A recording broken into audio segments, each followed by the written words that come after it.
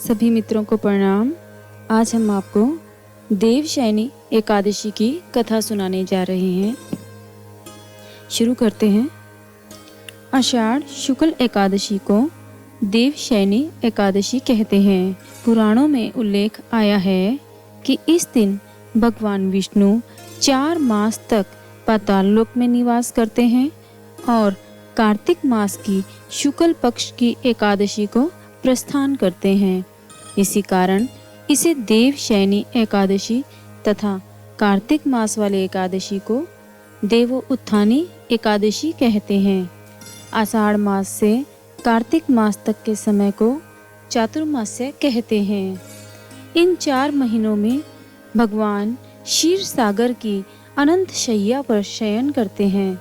इसलिए इन 4 महीनों में विवाह आदि कार्य वर्जित है। इन दिनों में साधु लोग एक ही स्थान पर रहकर तपस्या करते हैं। तो शुरू करते हैं देवशयनी एकादशी की कथा।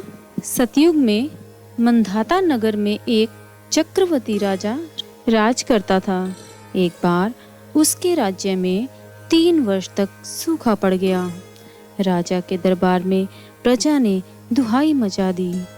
राजा सोचने लगा कि मेरे से तो बुरा काम कोई भी नहीं हुआ। मैंने आज तक कभी किसी का बुरा नहीं किया जिससे मेरे राज्य में सूखा पड़ गया। राजा प्रजा का दुख दूर करने के लिए जंगल में अंगिरा ऋषि के आश्रम में पहुँचे। मुनि ने राजा का आश्रम आने का कारण पूछा। राजा ने करबद्ध होकर प्रार्थना की, हे भगवान, मैंने सब प्रकार से धर्म का पालन किया है, फिर भी मेरे राज्य में सूखा पड़ गया।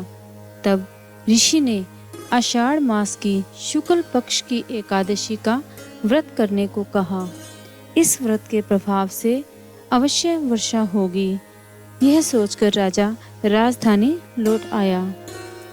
राजा राजधानी आया और एकादशी का व्रत किया।